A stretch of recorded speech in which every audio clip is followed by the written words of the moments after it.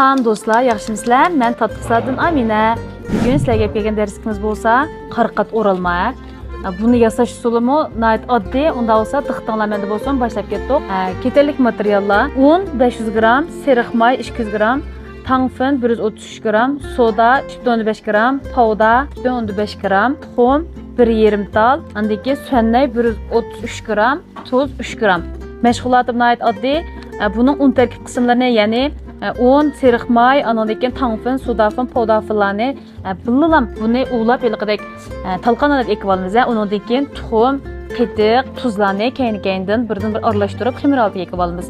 Undan keyin bu mana xamir oldiga kelib oldi. Bu xamir oldimizni biz har birisini 130 gramdan qilib zo'g'il qilib ayirib olamiz, bilib olamiz.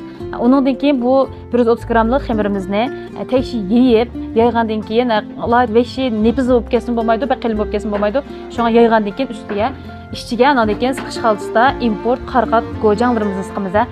Qarqat mana siqib oldik. Undan keyin buni teksh holatda chiraq yo'gaymiz. Yo'gab lis qitizib olamiz.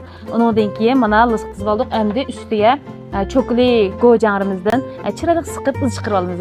Buni mana bevosita kavshang silib shu saqlan bo'ldi. Bu bek oddiy. Mana kavshang silib oldik. Gradusi 185 30 minut. Mana bizning hozir qarqat o'ralmamizni pishib oldi. Endi bu pishgan qarqat o'ralmamizni tek chiroyli holatda, cho'nkichikligini o'xshash qilgan holatda kesib qilsak bilan putdi. Mana qarqat o'ralmamizni kesib oldik. Endi buni bezak uchun o'zimlar yaxshi ko'rgan holatda men tanfin chashdim. Mana bizning qarqat o'ralmamiz shunda pechib pishib ketdi. Oralari shunda tish shunda churuk, oralari shunda qarqatdan 5 payziya setilishni ayt yaxshi bo'lgan. Pishiriqlarimizdan birisi. Unda do'stlar, men qaytarish unutib qolmanglar. Bundan keyingi darslarimiz texim nadir, texim payziya.